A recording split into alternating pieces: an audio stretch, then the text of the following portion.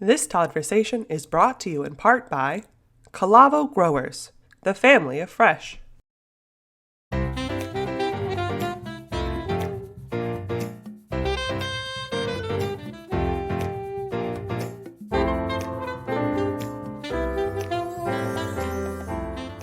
Hey, everybody. Good evening, good afternoon, good morning, wherever you are, at work, at the gym, strolling with the kids, whatever it might be. Maybe tuning out of the wife if she's bitching at you on a Saturday. That's an okay thing too, whatever.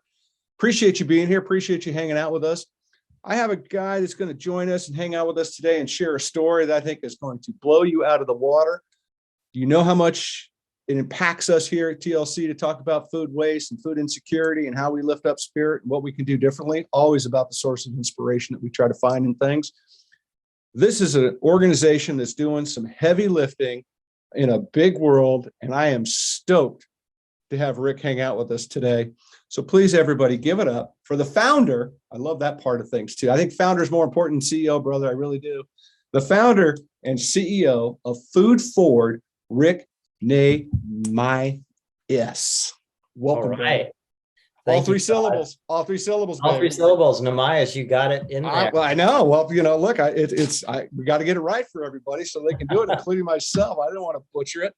Well, I'm stoked. Hey, Todd, I've never been introduced, I think, with the word stoked in the introduction. So that's a first for me. I love it. Having grown up going to school, part of my middle school in Santa Monica, where I actually finally learned that term. I was like 13, 14, like stoked, became indelible with Southern California culture. So yeah, well, pleased to have somebody stoked to have me on their podcast. Well, born and raised a little farther south down the coast. So yeah, it's part of that vernacular, but it really is. I was excited about this all day today to get time to hang out with you a little bit and talk about what Food Forward is doing, because I'm just blown away by it. And before I get in the weeds and get going, because I got like 9 billion questions for you, and I want to talk about some stuff in depth. Would you mind just giving everybody a quick little 411 about who you are and just real quick a little bit of your bio, just so everybody knows who it is, rather than me read it, because that's just better from your heart than mine. Bring it to life. Bring it to life. Yeah. Absolutely. So I, again, founder and CEO, it's probably my third or fourth career, but the career that preceded this, from which there was a really interesting transition, was as a documentary photographer. And one of the projects I'm most been known for is called the Migrant Project, about contemporary California farm workers. It was a body of work that was inspired by the legacy of Edward R. Murrow and Harvest of Shame, and kind of asked questions of what is the human cost of feeding our country.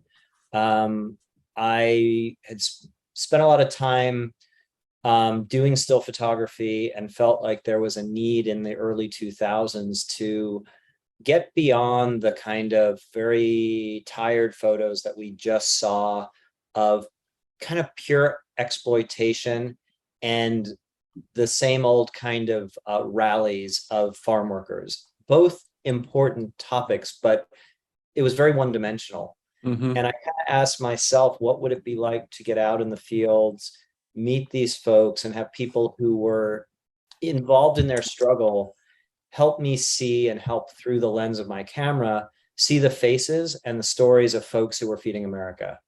At that point, it was about a 1 million plus population in California alone, very substantial. About half of it was undocumented, half of it documented. And I had the privilege of seeing the multiple strata within this community and the pecking orders that existed. I traveled from multiple kind of concentric circles out of Los Angeles, which was my home, and did numerous trips that would take me further and further into the reaches, ending up in Stockton and French Camp, all the way up there, and then heading to the Mexicali, Calexico border areas. And in each trip, I would connect with advocates and experts that really knew the community I was visiting, and did photography and oral histories. And it ended up becoming a traveling photo exhibition and book put out by University of New Mexico Press. That was a companion. I traveled to about 25 locations across the country, which I'm quite proud of. And about a half dozen of the prints ended up in the permanent collection of the Smithsonian. And in the book, which had a wonderful introduction by the iconic Dolores Huerta, it really tried to help bring the human stories out of who these folks are that were feeding us. Right. From that, I got a really strong understanding of the cost of the food these folks were harvesting on our behalf, the struggles they endured to do it. And a few years later, when the Great Recession hit, I was pretty urban bound. I had a dog that was aging. And as I walked through my neighborhood, I would see these old grove citrus trees, oranges, lemons, grapefruits, dropping their fruit and being carried off by squirrels, or worse, being just trashed. Right. Saying to myself, wait, there's limes growing at a food pantry a mile from my house. There's this fruit on trees. Why can't these two things be connected? And as a little side project, right after the election of President Obama, I made some phone calls to make sure that what I wanted to do was legal. Yes, it was. I wanted to make sure that I could do it logistically. Yeah, it was pretty simple. Do some dumpster diving at Costco to get some boxes, and then put a call out for volunteers. I had a friend around the corner who had a beautiful couple of citrus trees that she was willing to donate to the cause. And after that first backyard, which took us 3 weeks to harvest, we were completely green at how to do it. Very embarrassed about, the technique or lack thereof, but that's another story. We left that house with 800 pounds of citrus, which immediately went to a pantry in Van Nuys. And I just said to myself, wait a minute, if you can do this here, there's, did some research, found out from the California Department of Ag that LA County was home to over 1 million residential fruit trees. Supply was there. Sadly, demand is there. It was about connecting the two. Yeah. And as such, Food Forward was born and became a connector. We are a massive B2B organization. We get surplus produce that would go to waste from 3 streams: backyards, which is now our smallest stream, farmers markets, and the big one, wholesale, the wholesale industry. And we connect that with over 340 at last count, agencies of all sizes, both in 12 counties in California, as well as 6 neighboring states and even tribal lands. And that produce is passed through, it's moved forward free of charge with no cost to the folks on the receiving end. And so what we're doing is mitigating massive amounts of food waste, and we're feeding people healthy, nutritious produce that they would not get otherwise. So it's a win-win-win-win-win all the way down the ladder. And it's a true privilege to be able to lead the organization that I founded almost 14 years ago. Yeah.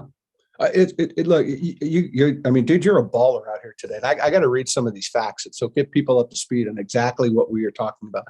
250 million plus pounds of fruit and vegetables were recovered and distributed. You mentioned 12 California counties, 6 adjacent states plus tribal lands, over 1 billion servings to date. You touch 150. This is what I this is the stat that to me is just like, my drop the Sharpie moment, right? Touching 150,000 folks a day, providing 5 daily servings of fruits and vegetables. That is impressive. It's incredibly cool. So how does it work? Give me a little bit more into the day of the life about the process. Sure. You talked about the 3 streams, but then, how does it get managed right there? Thanks for joining the Todd-versation. And now, a word from our sponsor.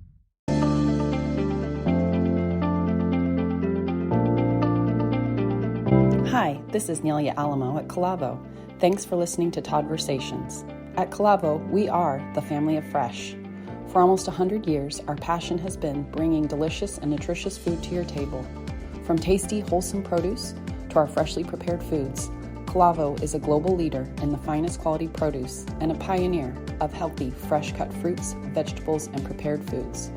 Whether it's our farm-fresh avocados, tomatoes, Hawaiian papayas, or chef-inspired solutions including fresh-cut fruits, veggies, guacamole, and much more, Calavo takes pride in delivering our fabulously fresh products every day. It's our promise from our foodie family to yours. Check us out at calavo.com and learn why we are excited about your fresh possibilities ahead.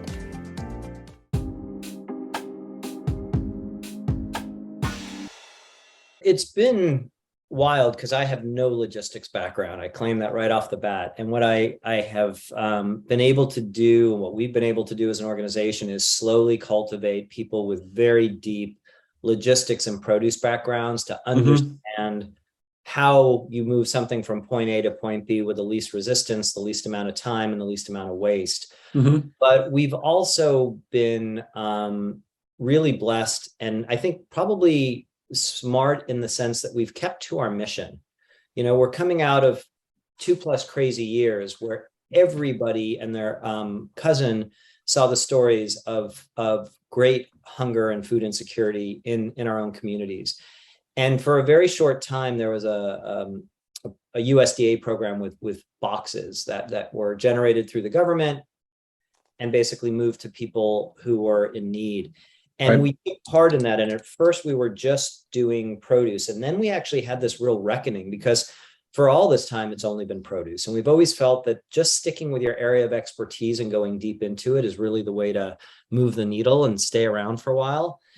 Suddenly, these boxes we were being offered had animal protein and dairy. And that just was a whole different set of logistics as far as how you refrigerate them and how quickly they have to move through the food chain.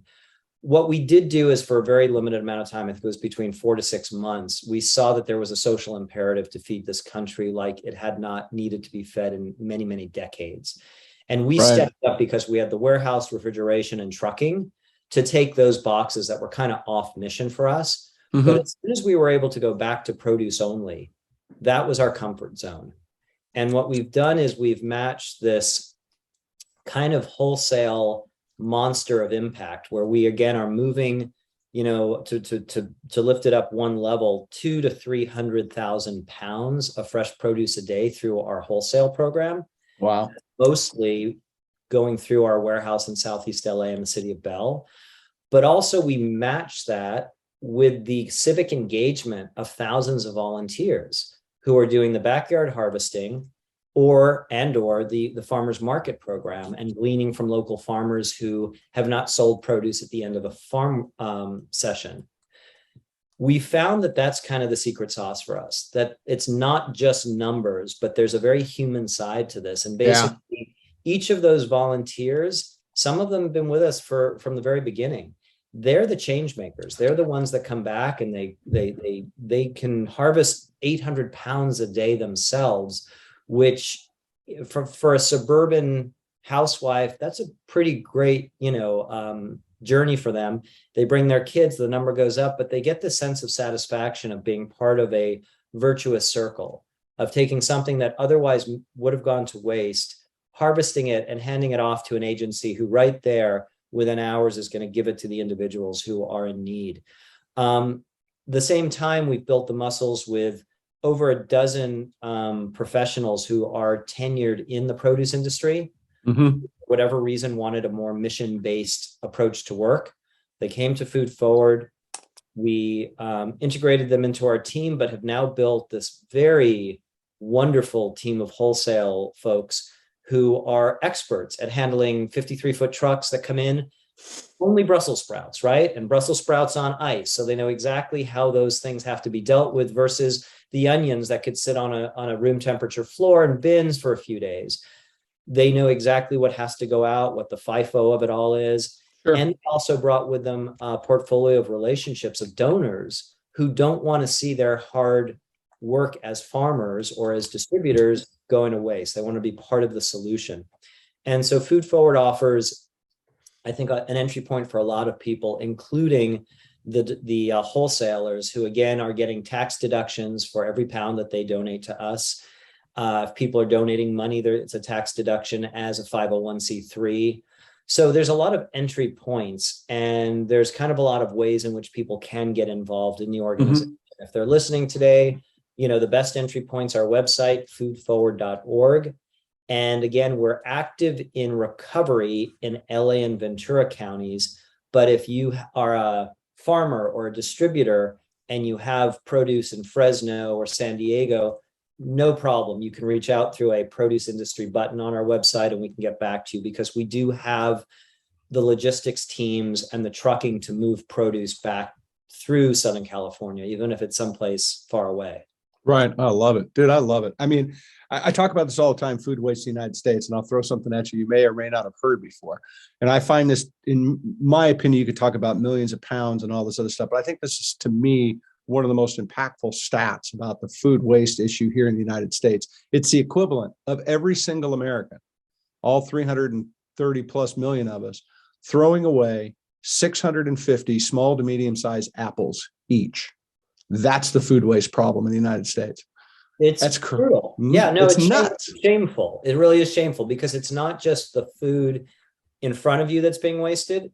When you track it back, it's the transportation and the miles and the petroleum it took to get that truck there, packaging, the labor, the Water. pesticides. I mean, on and on. The water, that's the big one, right? We're in California.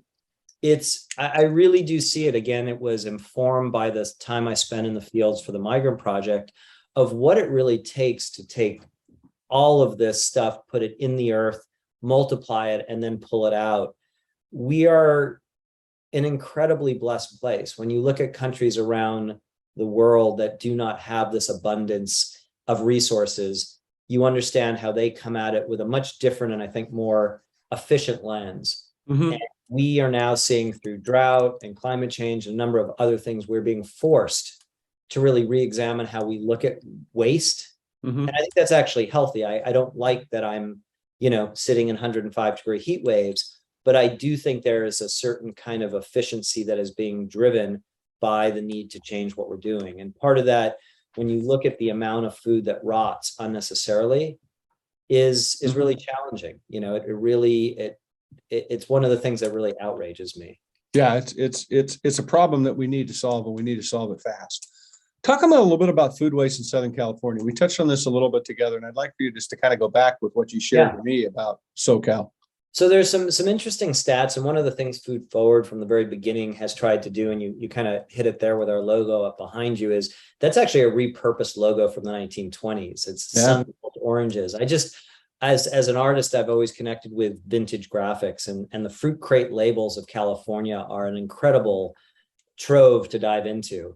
Yeah. But what's so incredible is when you dive back into that, you dive back into California's agricultural history.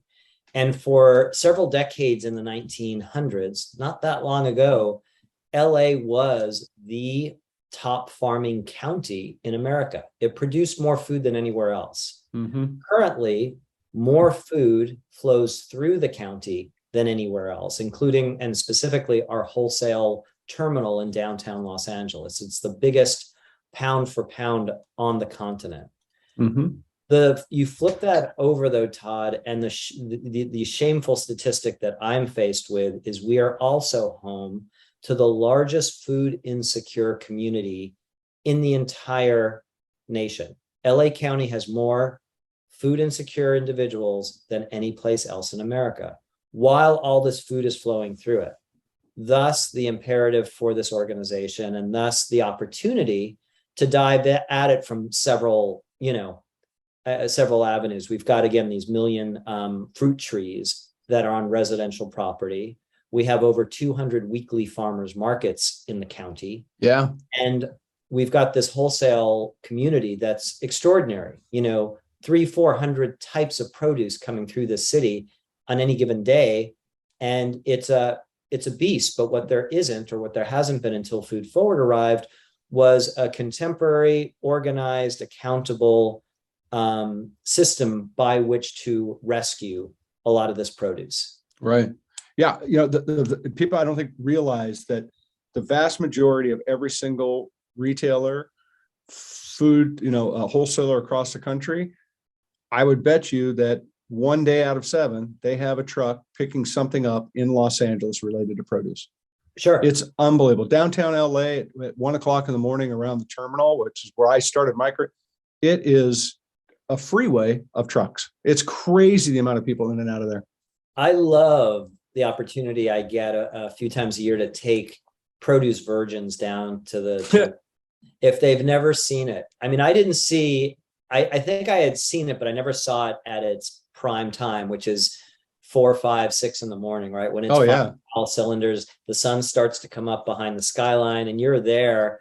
and you're just, one dock after the next of the most beautiful produce in the world, the most wide variety, and people, you just, running out of the way of a forklift and a pallet jack and a truck. There's an energy there that's unbeatable. And I what we often will do is take folks on a tour when they join the organization or join our board, or even funders, is show them this asset that LA has, and then go to the flip side, which is the waste that it kicks off, unfortunately, and then take them over to our warehouse to show them the solution.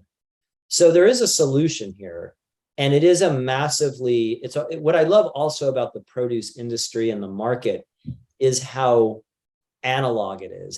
They're still using old printers. They're still about face-to-face relationships and handshakes. And, how is your daughter's quinceañera? And how is your wife's new teaching job? And people, it's a human-based community. Huge. And it's very, very much one you can take at its face value. And that's really refreshing. Yeah, I agree. It's one of the great, I couldn't replace that time in that space when I was involved on the street in Los Angeles, learning like that. It is unbelievable. You're right. It's a community of people. They're all vampires. They're up at 11 o'clock at night. They go to bed, 10 o'clock in the morning, whatever it might be. It's amazing. Some of the stories, some of the times, the things I learned about people, and building relationships, and the importance, to your point about a handshake, is I think has guided me throughout my entire life. It's something I believe in. What were you specifically doing down there?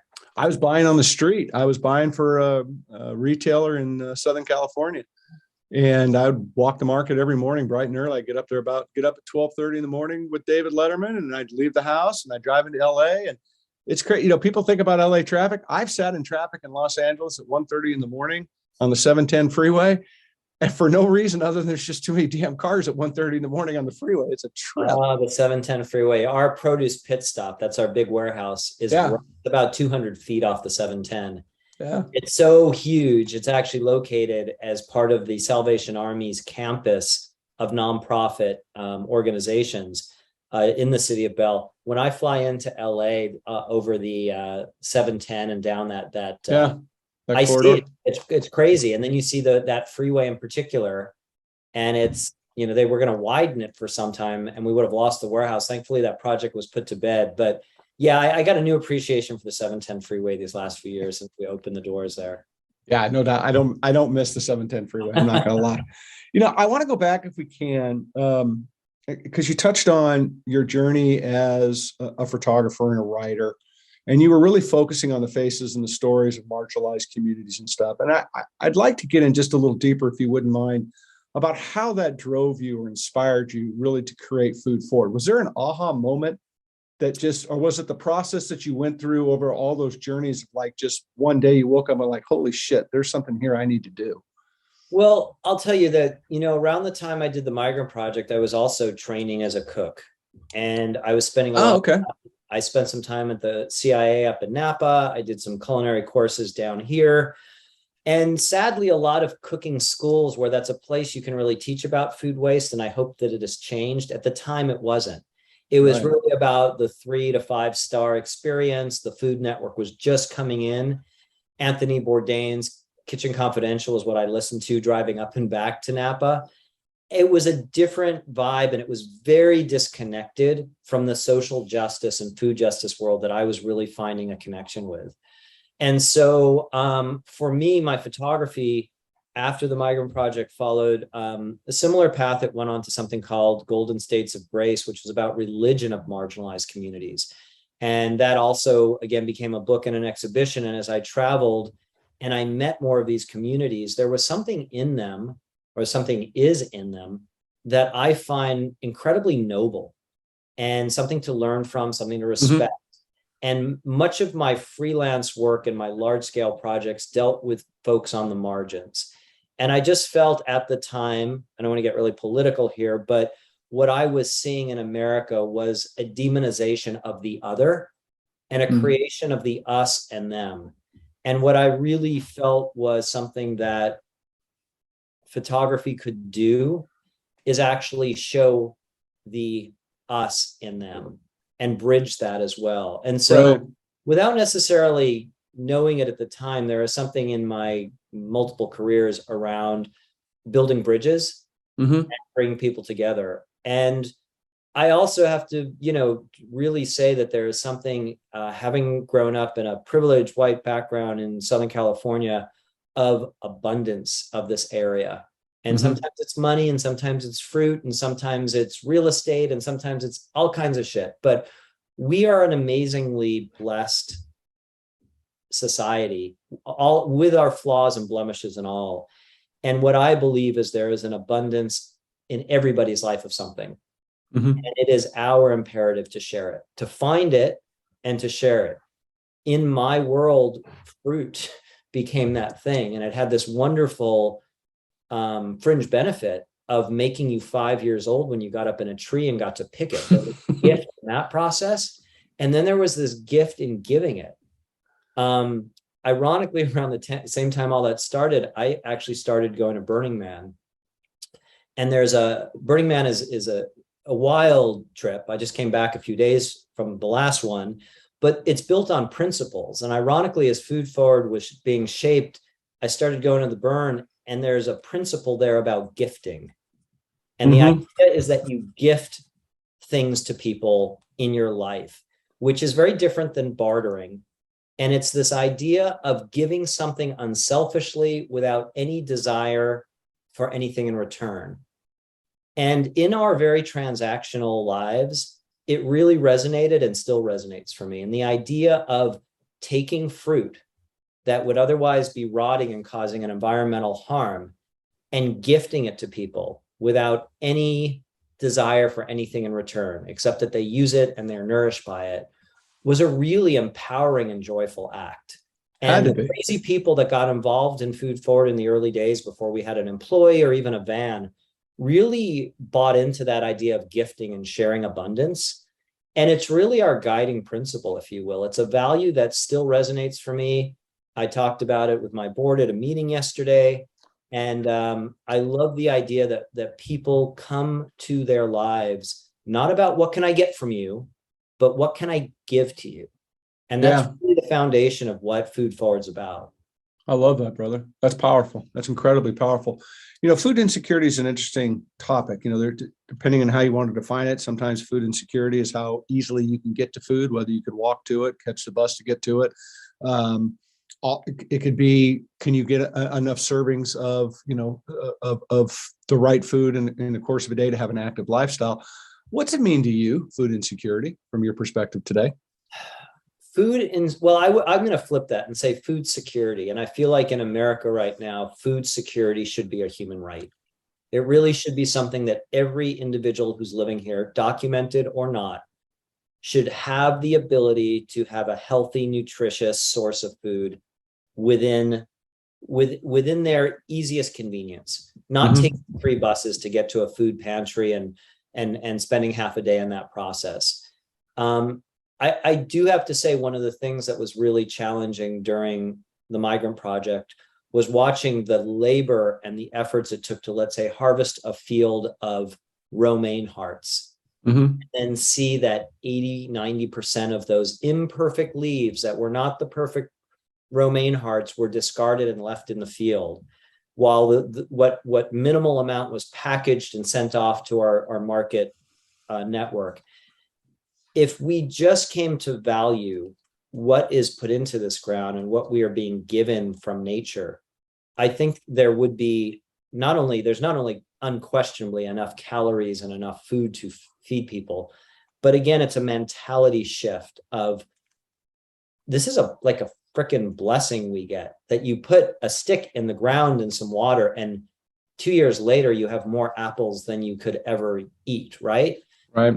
There's something about honoring that. And it is spiritual. It's not necessarily religious. And I think no matter what religion you come from, you can find the common ground on this. When you look at all of the religious doctrine that talks about gleaning and sharing and feeding each other, but you come back to this sense that nature provides for us these apples, which then have seeds that can go on to become trees themselves. This exponential abundance brings me back to this needing to be a right. Right. And again, it transcends all politics.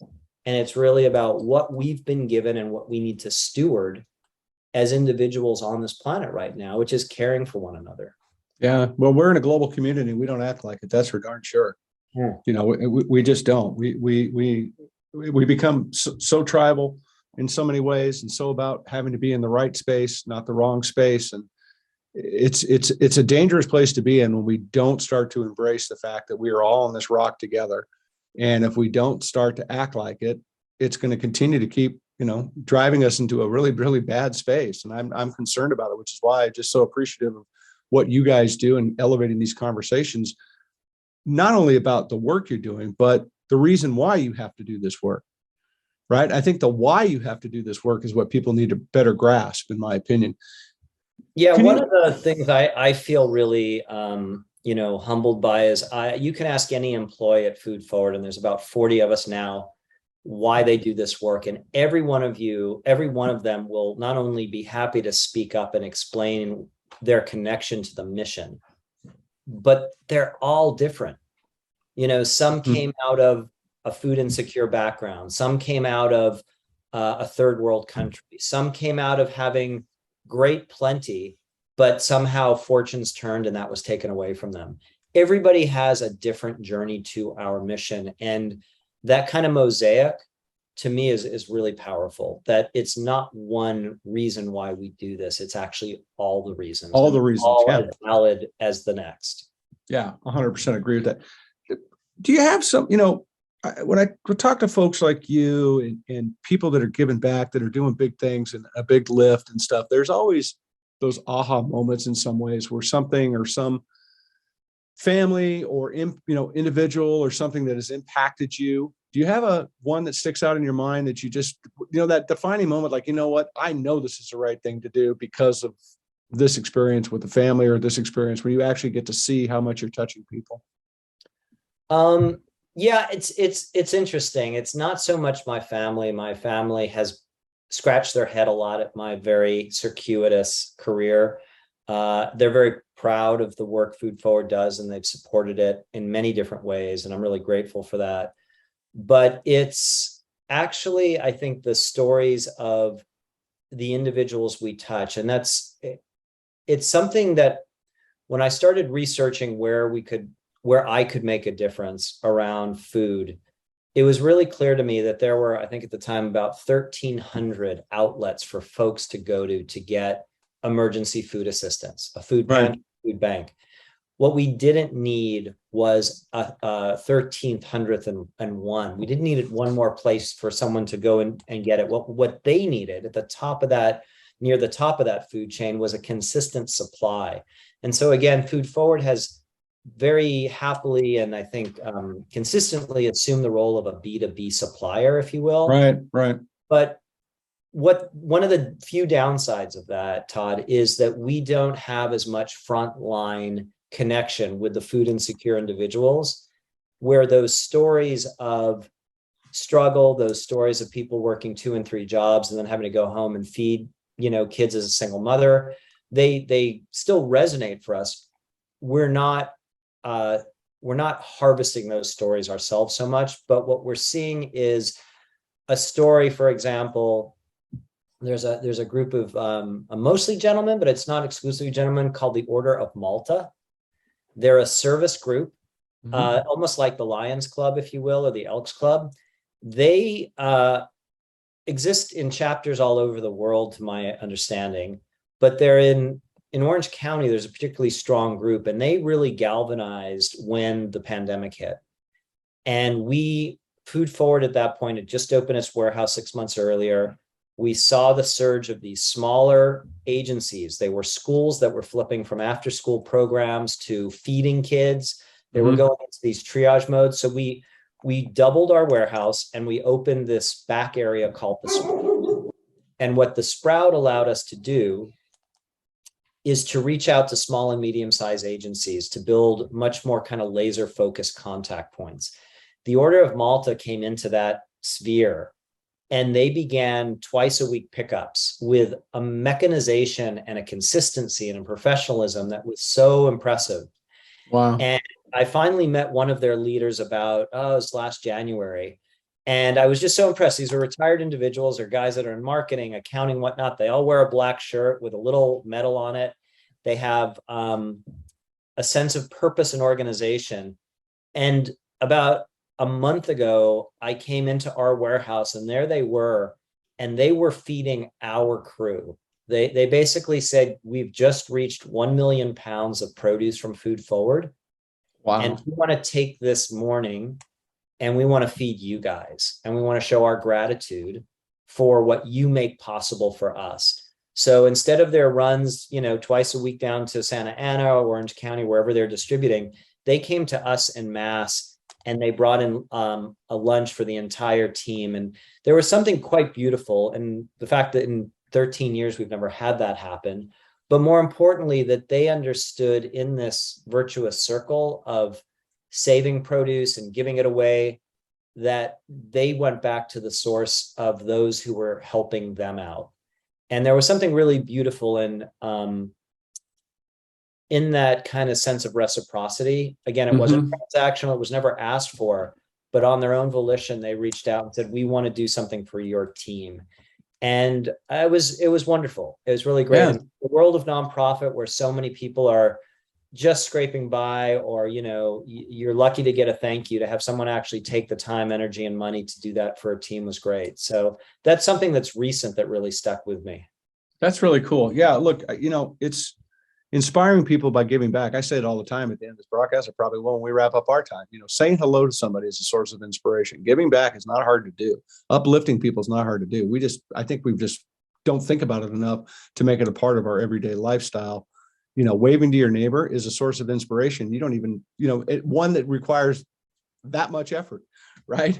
And it's I like just to so say important. smiles are free, Yeah, 100%. And we need more of them. I want to kind of get into some other, not so much other topics, but a little bit, pick your brain a little bit more. You talk about a healthier environment and greater economic resilience and more equitable communities is something that you guys kind of lean into. And if I wouldn't mind, can you talk a little bit about what's that mean to you and why perhaps it should matter? Kind of a two-parter, why it should matter more to people? Well, I think it should matter more to people that more folks are in a better, safer, healthier place, because I'm a believer in the concept of the collective unconscious. We are one organism, and one part of our society is ailing, we're ailing. And sadly, for several years, we really, really saw quite a division on that. And I do think there's something that was also laid very bare in an intense way these last few years, which is around health equity and how people have access to not just food, but all the things that come with that, medical care, even just getting tested for high blood pressure. And what we're really clear about at Food Forward is there is a health equity piece to our work that we've finally been able to start documenting. There's actually a white paper on our website that talks about this, and our work with American Heart Association and Venice Family Clinics and a number of other health agencies, where they're seeing food as medicine. They're seeing well-being holistically, and you have mental health, spiritual health, and physical health all tied together. In our world, we're really seeing that, it's incredible when you can mitigate and actually show longitudinal studies. You can mitigate heart disease and obesity and all these other kind of chronic diseases that a lot of low-income communities experience because they don't have access to the same fresh produce that you and I might have on a daily basis. Right. Forward's work is to try and really mitigate that. We're not going to get rid of it ourselves. We're not that big an organization, but eating healthier, having consistent access to healthy food is a huge piece of people being healthier. And for us, that is part of the, equity in what a healthy neighborhood should be. And it's the part we can play. We are committed to seeing food justice through the lens of how do we show up for the communities and give them the nutritious, consistent fruits and vegetables that allow them to go out and fight certain fights they have to fight. It's about being there as, in a sense, a backstop to some of those struggles, but to be there consistently day in and day out. Yeah. Well, look, food is medicine. It is what I mean. Yeah, You yeah, can. There's a lot you can do. You can eat crappy food and watch what happens. And if you take a look at the past couple of years of what we've dealt with, getting healthier, getting our food system healthier, utilizing it to our advantage by finding it to be healthier is we need to be doing more of it. Whether it's at school lunches, around your family. I understand some of the struggles and trying to put food on people's tables. I'm not sidestepping that or naive to that as a real reality that this world deals with on a daily basis. But within those parameters, we've got to find ways to help people get better choices in front of their families and themselves if we really want to help our country be healthier and reduce healthcare and reduce these waste issues and be able to do things that food can help us do. yeah, Right. yeah, without a doubt. No, you totally nailed it. It's about, I can't necessarily say it's leveling the playing field. That's a big wish, but it's actually bringing things to people with a sense of consistency and openness that allows them to take part in all the same things that you and I get to take part in. Yeah. And people asking for help in their lives is a challenge for some people. It is humiliating to them perhaps, and it's embarrassing to them to ask for help or even to help up if you stumble, right? And we've got to work on taking that stigma out of it and recognize, to what you said earlier, we're a global community and we have an obligation as a global community to be having these conversations how to solve this. I mean, and I don't mean this to be flippant, but got to be great to put you out of business. Yeah, it would be wonderful. Right? You would love it. Yeah. You would love Yeah. it. Why? Yeah. Because we see a lot less environmental degradation.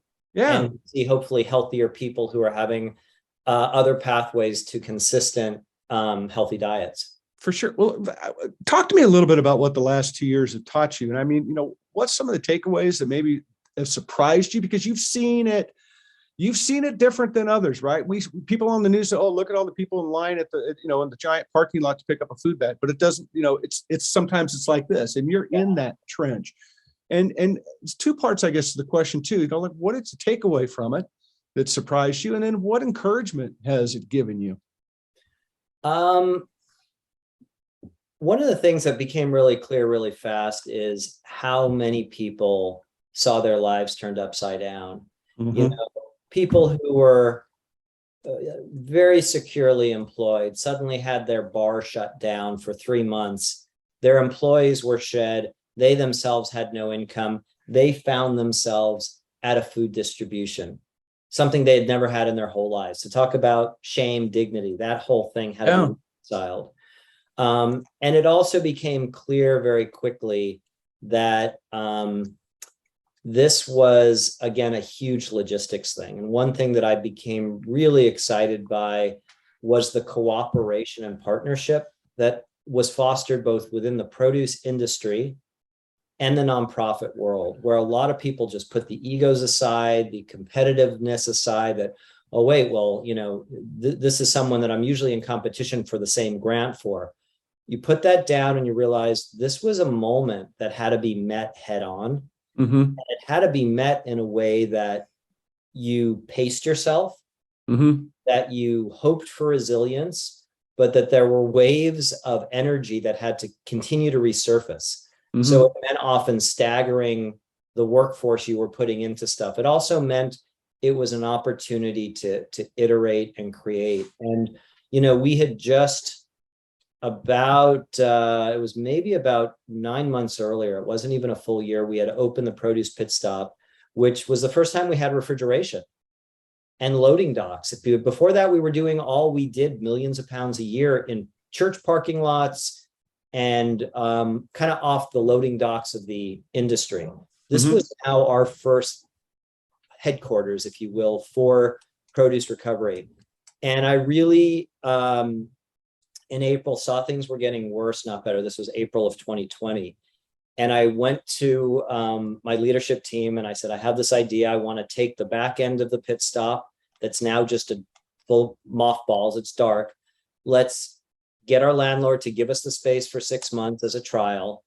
And let's open it up for more micro distribution. So the big trucks come in the front, the pallets are broken down, and they go out the back in boxes of 30 or maybe fewer but that we can reach in a mechanized way more of these folks that are doing emergency food service. Within about 10 days, the plan was codified. The leadership team factored into it. We put a proposal together and we went out to a handful of funders. And I was really clear that if we didn't get this done in about 5 chunks of funding, we were looking to raise almost $1 million to do this. Mm-hmm. But if we could not get this with like 5 or 6 funders, we'd have to just tuck tail and go some other direction, because Sure. you can't piecemeal these things together. It would take too long to do the pitches and whatever. We had one funder come in with $250,000 right away. It was an anonymous estate that just came out of the blue and found us. In 8 days, we raised that $1 million, and we opened those doors a few weeks later, and we've never closed them. So Wow. the Sprout was an invention born out of need. Yeah. And scaling, Todd, we were doing about 25 million pounds a year prior to the pandemic. That's no small amount of produce. No. That scaled to 60 million pounds in 1 year. So we grew by 2.5 times between 20 and 21. Damn. It was extraordinary. And it meant we had to scale up with additional staff. Mm-hmm. And we had to fundraise. It meant we had to grow our footprint of produce donors. We also had to grow the outpouring, but it all worked. And what my takeaway is that the last 11 years of Food Forward was a dress rehearsal for the pandemic. No shit. That's powerful, dude. Yeah, it really was. That's It was like, shit, we've been growing and exercising and trying shit and failing and retrying it. And again, I use the word iterate a lot. Sure. And we're now ready for this moment in a way that I don't think we could have built a strategic plan to get us there. It had to be this kind of shit. Stuff is going down. Right. Show up for people because there's not another organization like us. Let's buckle down and let's do it. And I'm blessed to have had the staff, the board, and the funders all line up and said, we're in, let's do this. And one individual impressed me more than the next in That's both incredible. their generosity and their vision and their commitment. And they're still doing it, you know?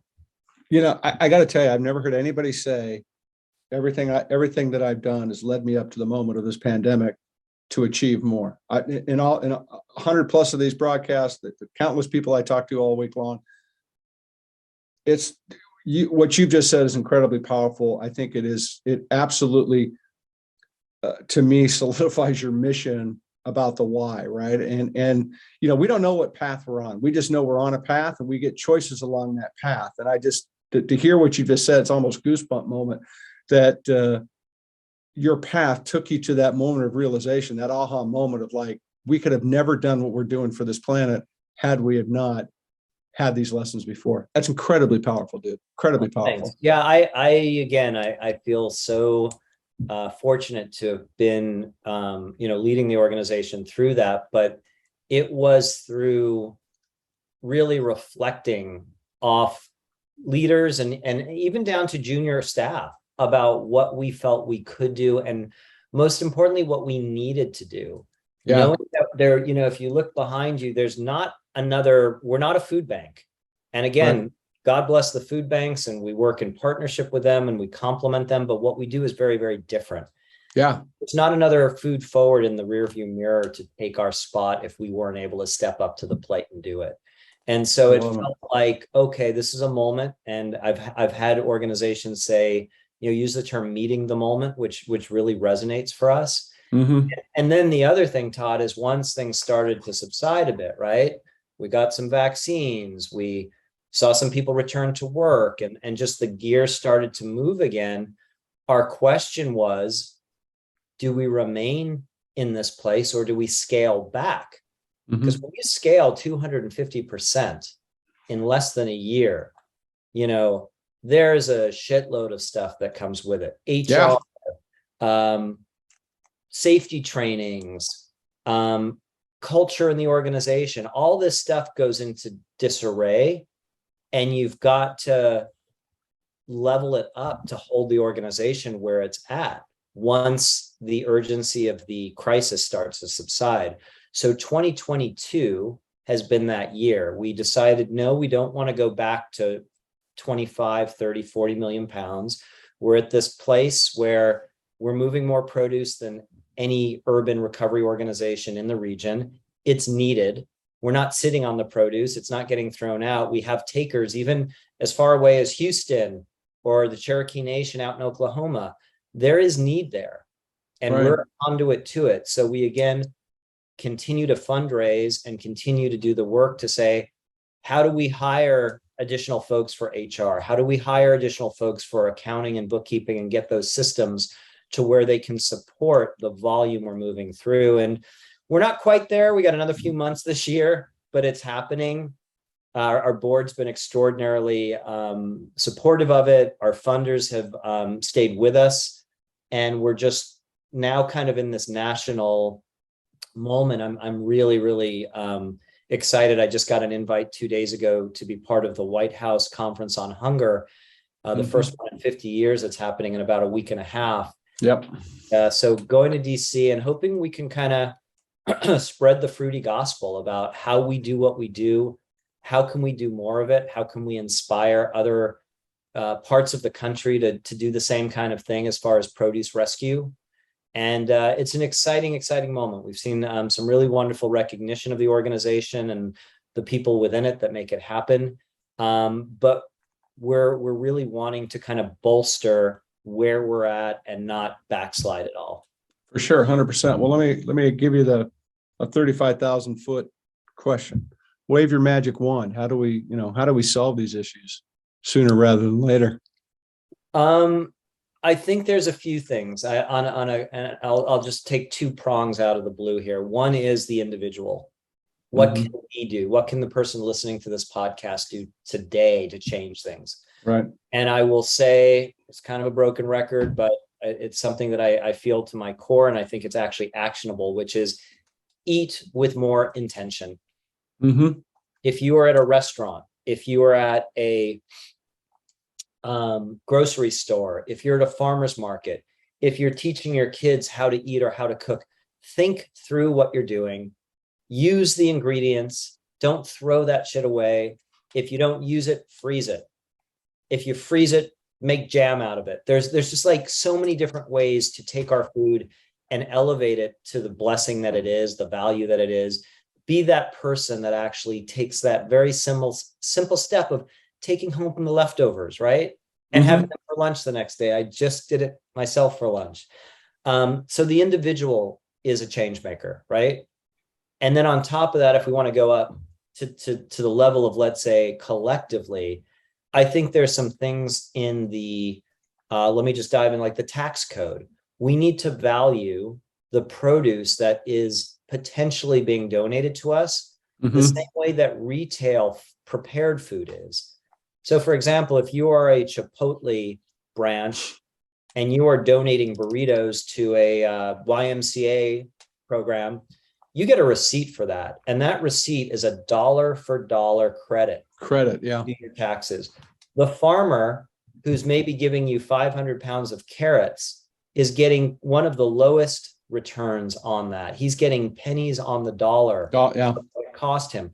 We could, with a few strokes of a pen, can change the tax code to elevate the value of those raw carrots and encourage greater donations instead of having him dump those in a field and plow them under. Yeah. That's something that can be done at a governmental level that needs to happen. I don't disagree with that. So those are like two things, if you want to get the collective and then the individual. Yeah, no, look, I absolutely agree 100%. We need to make it, we need to make this all go away, but we also need to make sure that we're giving those that are donating the opportunity, that farmer that's, upfront, putting all that money upfront, 120 days before a crop comes off and something happened, whatever the case may be, that opportunity not to be hurt financially, because we don't have enough farmers. There ain't a bunch of them jumping. They're already hurting enough as it is. The They are. donation is the last thing they want to do, and it's the last thing they can afford. So why can't we make it easier for them? They're the backbone of this country. Thanks for joining the Todd-versation. And now, a word from our sponsor.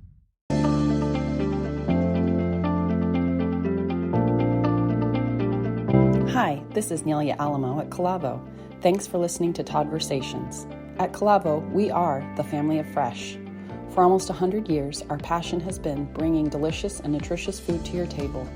From tasty, wholesome produce to our freshly prepared foods, Calavo is a global leader in the finest quality produce and a pioneer of healthy, fresh-cut fruits, vegetables, and prepared foods. Whether it's our farm-fresh avocados, tomatoes, Hawaiian papayas, or chef-inspired solutions including fresh-cut fruits, veggies, guacamole, and much more, Calavo takes pride in delivering our fabulously fresh products every day. It's our promise from our foodie family to yours. Check us out at calavo.com and learn why we are excited about your fresh possibilities ahead.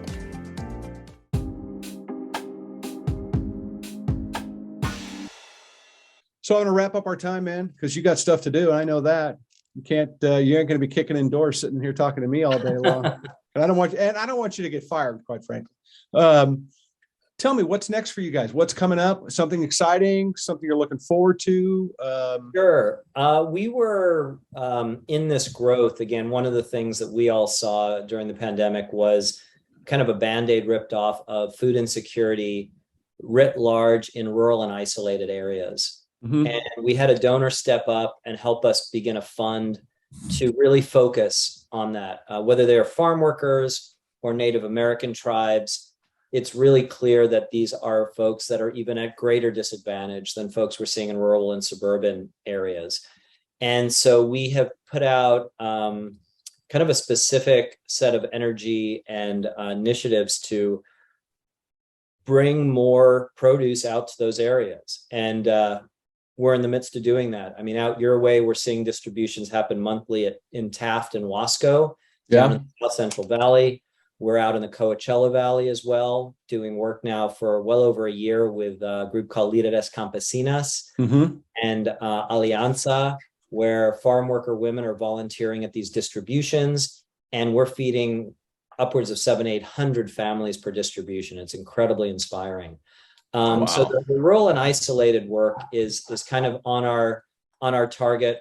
We're also looking at greater sustainability. One of the stats that we were kind of shocked by in a really good way this spring was that Food Forward is not just carbon neutral, but we're carbon negative by over 200 times, meaning the produce we pull out of the waste stream, it allows us to mitigate over 200 times what we put into it.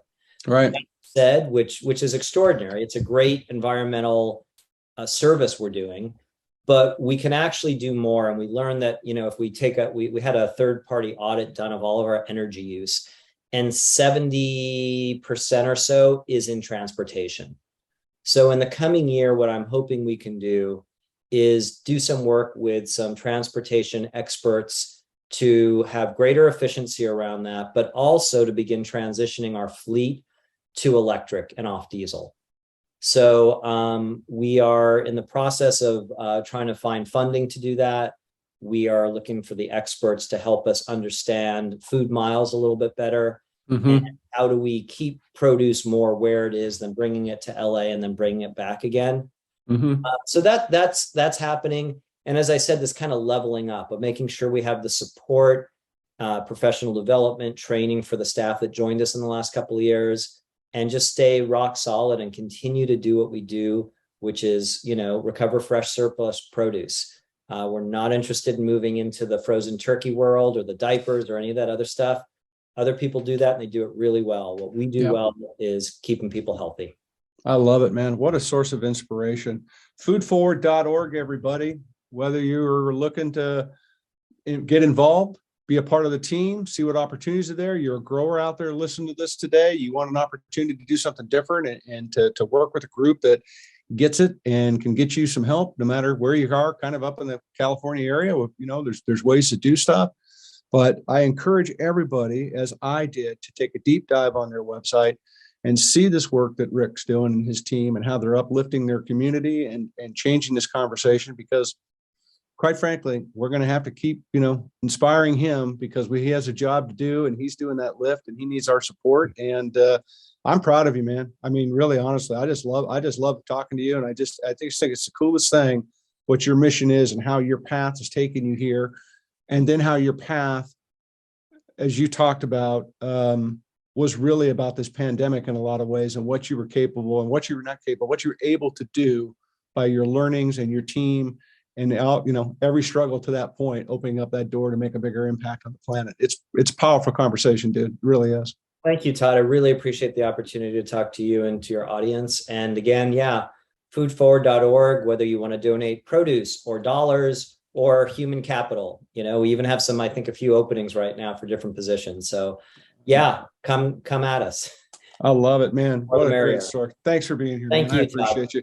Everybody, this is what this platform is about. It's about inspiration. You can't get inspired by what Rick shared with you today and about the difference we can make about our global community. I don't know. Call me. I'll bring you a cup of coffee. I'll do something to help you get over that hump, because it's going to take all of us to come together as a global community and keep uplifting each other in, just small things. Just everybody does one small thing a day. The impact is outstanding. So be inspired like I am with him and hanging out. Rick, I'm touched by our conversation today. Highlighted my day. No two ways about it. Thanks for being here, everybody. Make sure you check us out, rate, review, subscribe. That's what they tell me to say. Check us out on social media where all the cool kids are. That's where we hang out. We appreciate you listening and being here. Rick, open invitation to come back anytime and share, brother. This place is yours. I love it. Just don't think twice. Thanks, everybody, for being here. Take care. Thank you.